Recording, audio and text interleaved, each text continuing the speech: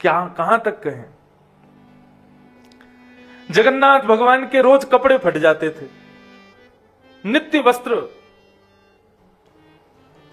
विदीर्ण हो जाते थे।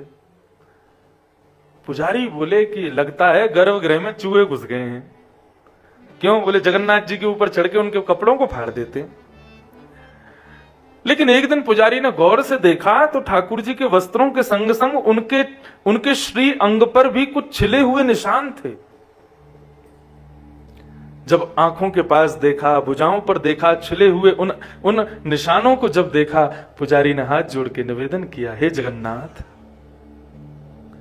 ये पीड़ा आपको कौन देता है?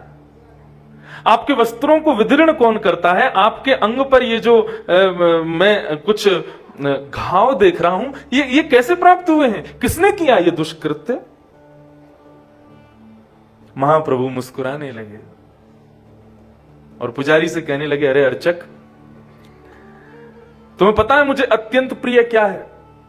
मेरे जयदेव के द्वारा कृत्य गीत गोविंद। और उस गीत गोविंद का कोई पाठ करता है, भक्तमाल जी में स्पष्ट लिखा है, ता सुनवे राधा रमण अवस पधारें। श्री नाभाजी महाराज कहते हैं, जब कोई गीत गोविंद का पाठ करता है, गीत गोविंद का गान करता है, तो उसको सुनने के लिए, उसके श्रवण के लिए राधा रमण जी अवश्य पधारते हैं। निश्चित वहां पर उनका आगमन होता है। जगन्नाथ महाप्रभु कहने लगे, एक माली है, उसकी छोटी सी बेटी ने गीत गोविंद याद कर लिया है। तो बोले वो जब कभी भी अपने बगीचे में जाती है कुछ पुष्प तोड़ने के लिए और कुछ फल निकालने के लिए, तब गीत गोविंद का गान करती है। और मुझे बिना संदेह, बिना किसी रुकावट के, बिना संकोच किए मुझे वहां जाना पड़ता है। मुझे इतना प्रिय है गीत गोविंद। एक तो गीत गोविंद इतना मधुर, और उसको भी कोई स्वर में गावे, तो मैं कैसे रोकूं स्वयं को? इसलिए वो जब गाती है तो उसको सुनने के लिए मैं उसके बगीचे में चला जाता हूं। और बगीचे में जब मैं भीतर घुसता चला जाता हूं तो वो तो कांटों से बच जाती है, लेकिन गीत गोविंद में इतना मंत्रमुग्ध हो जाता हूं कि बगीचे में लगे हुए पुष्पों के कांटों से मेरे वस्त्र विदीर्ण हो जाते, मेरे अंग पर घाव हो जाते। इतना प्रेम ठाकुर जी को। केवल गीत गोविंद से है मेरा भाव, ये नहीं है, भक्त के प्रेम उद्गार से है ठाकुर जी को प्रेम। क्यों? श्रीमद् भागवत में गोपी गीत को ही प्राण बताया गया भागवत का। गोपियों ने अपने प्रेमा भाव को ही तो प्रकट किया वहां पर। कुंती ने भी स्तुति गाई, भीष्म पितामह ने भी स्तुति गाई, वृत्रासुर ने क्या अद्भुत स्तुति गाई, प्रहलाद ने कोई कम बढ़िया स्तुति गाई, ध्रुव ने नन्ही सी उम्र में कितनी बढ़िया स्तुति गाई, रुद्र गीत गाया। इतने सारे गीत हैं, लेकिन गोपी गीत को ही भागवत का प्राण क्यों कहा गया? क्योंकि वहां पर समस्त गोपांगनाओं ने अपने प्रेमा भाव को प्रकट किया ठाकुर जी के सन्मुख। इसलिए वो प्राण है। तो उससे ये बात स्पष्ट भागवत भी करती है कि ठाकुर जी का प्राण क्या है, ठाकुर जी को प्रिय क्या है। आपके भीतर जो उनके प्रति प्रेम है वो प्रकट करो, वही ठाकुर जी को उपहार में प्रिय है। 4 दिन हो गए बद्रीनाथ भगवान पर चना चनोरी चढ़ाते हैं तो लोग। आज मैं सुबह मंगला दर्शन करने गया था लाल, आज रात्रि 1 घंटा सोया बस। आज तो नींद ही नहीं भाई पूरी। सुबह मंगला दर्शन करने के लिए गए तो ठाकुर जी को चना चनोरी का भोग लगता है। मैंने वारे लाला, हमारे यहाँ 56 भोगन में छिके ना है, वहां में तो झिके ना है, तेरा पेट भरे ना है, यहाँ पे चना चनोरी इनमें संतुष्ट कर रहा है। नाथ द्वार में जो अन्नकूट आता है ना, गोवर्धन पूजा, बड़ी मधुर कथा सुनना। तो अन्नकूट वाले दिन 56 भोग होता है, ठाकुर जी का अन्नकूट होता है। तो उस दिन श्रीनाथ जी के मंदिर में, श्रीनाथ जी के ठीक बगल में विराजते हैं शायद मदन मोहन जी, नहीं नवनीत प्रिया तो बगल के मंदिर में, एक श्री जी के बिल्कुल बगल में विराजते हैं मदन मोहन जी। हाँ मदन मोहन जी है ना। तो श्रीनाथ जी के बगल में मदन मोहन जी, और वो नवनीत प्रिया जी भी आ जाते हैं, श्री जी बाबा के सामने आके बैठ जाते हैं। और तो और ये जितनी भी निधियां हैं वल्लभाचार्य जी की, जहां जहां विराज रही हैं। अब तो नहीं आती हैं, लेकिन ऐसा भाव था कि अन्नकूट वाले दिन सारी निधियां पधारती थी। मथुरा से जाती थी, कोटा से, सूरत से, जहां जहां स्वरूप विराज रहे हैं वल्लभाचार्य जी के पुत्रों को दिए गए जो सेवित स्वरूप थे, वो सब आते हैं।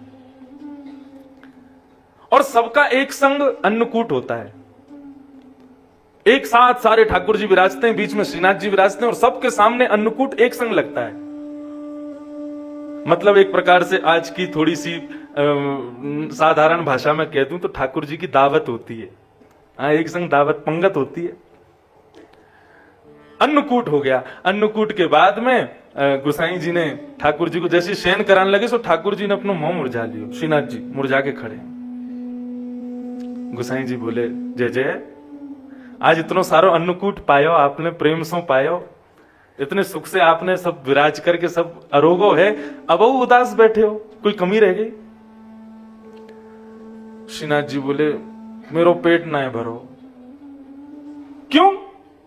अरे अन्नकूट में चावल को पहाड़ कितनों बनाया जाए? बोले जब तक ठाकुर जी की नाभि नहीं ढक जाए, इतने ऊंचे ऊंचे तो चावलन के पहाड़ लगाए जाए सामने।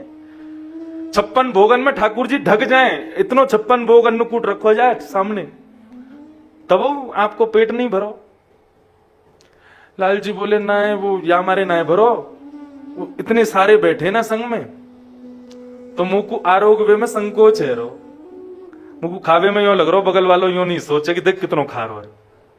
ये नवनीत, प्रिया, मदन मोहन, विठल नाथ, ये जितने पधारे, इन सब मुंह को संकोच भयो, या हमारे मैंने आज प्रेम से नहीं पायो, अभी मेरो मन ना है भरो। गोसाई जी बोले, तो आज्ञा करो। बोले, एक और अन्नकूट करो, लेकिन अकेले मेरो करो, मैं अकेलो पाऊंगा। बोले, जय जय, आपको जब भोग लगा खाया तो अटारी पर चढ़ के नंगाड़े बजे, सेनाई बजे, भोग लगते ही सबन को पता चल जाएगी कि तुम पा रहे हो, और जैसी पता चली तुम पा रहे हो तो सब आ जाएंगे। नवनीत प्रिया दौड़ेगो, या तो बिट्टल नाथ आवेगो, मदन मोहन सब आ जाएंगे।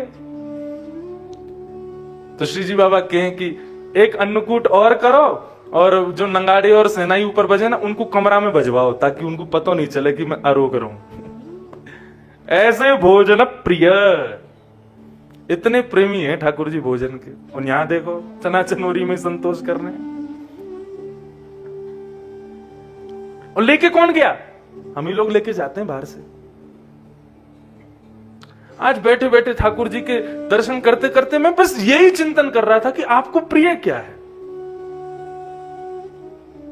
तभी धर्माधिकारी और पुजारी जी ने जयदेव महाप्रभु का गीत गोविंद गाया, और वास्तव में सत्य माने गीत गोविंद सुनते ही मेरे रोए खड़े हो गए। मानो जैसे बद्रीनाथ ने प्रत्युत्तर दिया हो कि भक्त जब अपना प्रेम प्रकट करता है मेरे आगे, मुझे बहुत प्रिय है। जयदेव महाप्रभु ने कहा उड़ीसा में, कहा बंगाल में गीत गोविंद की रचना, यहाँ उत्तर भारत के जगन ये बद्रीनाथ भगवान की गीत गोविंद को सुनते हैं, उसी को सुन के सोते हैं, उसी से उत्थापन होता है। क्योंकि वो गीत गोविंद साधारण नहीं है, एक भक्त के द्वारा प्रस्तुत किया प्रेम त्योफा है ठाकुर जी को। ठाकुर जी नित्य खोल के देखते हैं उसे। और तभी संकेत आया कि श्रीमद् भागवत ठाकुर जी का अंग है, विग्रह है, और उसमें भी रास पंचाध्यायी 5 प्राण है, और उन 5 प्राणों में भी गोपी गीत ठाकुर जी का मुख्य प्राण। गोपी गीत ही क्यों? क्योंकि गोपियों का प्रेम उद्गार है। तब ये भाव समझ में आया कि ठाकुर जी को अपने भक्तों के द्वारा कहे गए प्रेम वचन, प्रेम शब्द, प्रेम उद्गार, वो बहुत प्रिय है। इसलिए 4 दिन तक तुमने जो कुछ भी चढ़ायो हो, जो कुछ भी अर्पित किया हो, 3 दिन और बचे। 3 दिन में अपनो प्रेम ठाकुर जी को सुना दो। कैसा प्रेम, वो प्रेम सुनाओ। मैं निश्चित कहता हूं इन 4 दिनों में जो अनुभूति नहीं हुई होगी ना, वो अगले 3 दिनों में हो जाएगी आपको। अरे और तो छोड़ो, मैं तो आज बद्री विशाल भगवान के सामने बैठो, जैसी अभिषेक पूरा भयो, सबरी भीड़ खड़ी भाई, सब हो जय बद्री विशाल भगवान की जय, नरनारायण भगवान की जय। मैंने की बोल ब्रजमानु के जमाई की। तो धर्माधिकारी मुझे देखें, मैंने ब्रजमानु के जमाई तो हैं, मैंने कि सब वही जय जयकार करते, बद्री विशाल भगवान यूं ही बैठे रहे। हाँ जी, तो रोज को सो जय जयकार है। मैंने कोई ना कोई वृषभानु की जमाई की जय, तो 1 मिनट के काज आंख खुल गई होंगी, कौन सा आया हो, ये कौन आया हो। बंधु, जैसे भोजन में रोज कुछ नया अच्छा लगता है ना, ऐसे ठाकुर जी की भक्ति में भी अपने मन से कुछ ना कुछ नया करते रहा करो। हमारे श्याम सुंदर रीझे रहे बस हमसे, वो प्रसन्न रहे, ये चित्त का भाव होना चाहिए। और इसी विषय पर कल की कथा विराम हुई थी। माया से कौन बचा है? केष्टम दत्तम तपोजप्तम व्रतम ये चात्मनः प्रियम दारान् सुतान् गृहान् प्राणान् यत्परस्मै निवेदनम्। नवदा भक्ति। बाबा आगे पधारो, महाराज जी पधारो, यहां विराजो, आओ, अरे आओ पधारो, ये परम कुटी संतन की है, यहां पधारो।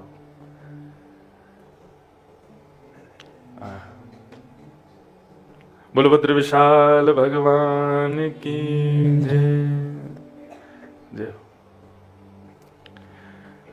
हमारे परम स्नेही एवं जिनकी खूब कृपा हम ब्रजवासियों को प्राप्त होती है, इस बालक को भी खूब प्राप्त होती है, ऐसे हमारे बाबा, जिनको हम बद्रीनाथ वाले बाबा कह के पुकारें, ऐसे श्री बाल योगी जी बाबा, बाहर चित्र भी लगा है उनका, उनके प्रतिनिधि स्वरूप महाराज जी पधारे हैं। बहुत बहुत स्वागत। जय लाओ। श्रीमन्नारायण नारायण नारायण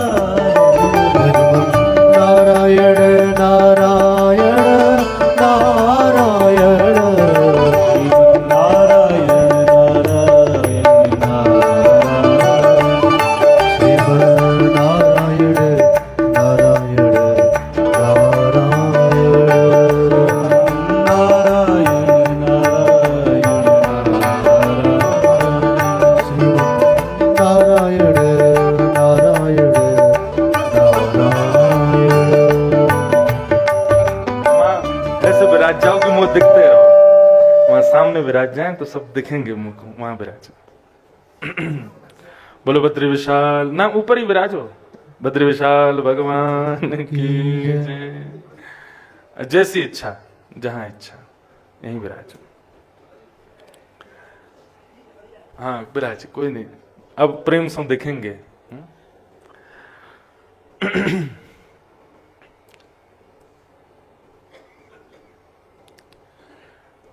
नवदा भक्ति में जो 9वीं भक्ति है आत्मनिवेदनम। आत्मनिवेदन का भाव क्या है? पूर्ण समर्पण, किसी भी प्रकार से अपनी सत्ता को ना मानना। आत्मनिवेदन का मतलब अपनी इंद्रियां, अपनी बुद्धि, अपने विचार, अपने परिवार, अपनी मां, अपनी बहन, अपनी पत्नी, अपने बच्चे, अपना सब कुछ ठाकुर जी का है, ये विचार करे। सूरदास जी महाराज कहते हैं, जा प्रियतम सो प्रीत घनेरी,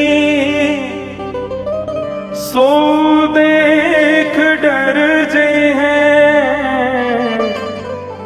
मन पंछी उड़ जाए, जा दिन मन पंछी उड़ जाए। जा प्रियतम सो प्रीति घनेरी, सो देख डर जई हैं। जिस प्रियतम से तुम बहुत प्रेम करती हो या जिस प्रियतमा से तुम बहुत प्रेम करते हो, एक दिन ऐसा आता है कि उसका रूप देख के भी डर लगता है।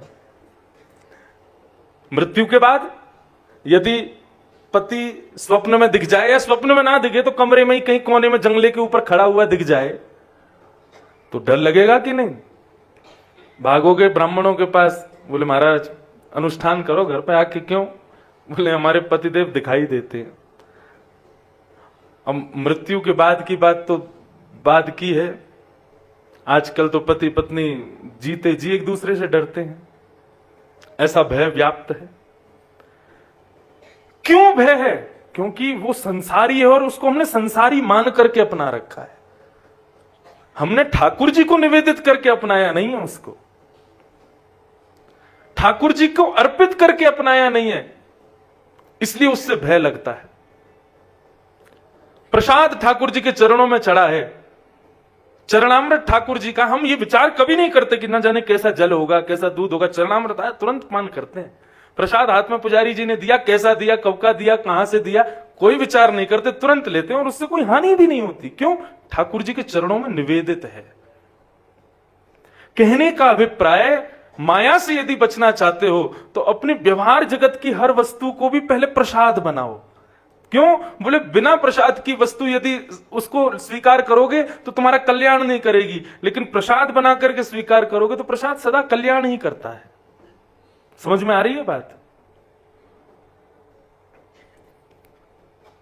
पुत्र, पुत्री, पति, पत्नी, माता, पिता आदि जितने भी हमारे संबंध हैं, इनसे हमें कल को कष्ट क्यों मिलता है, दुख क्यों मिलता है?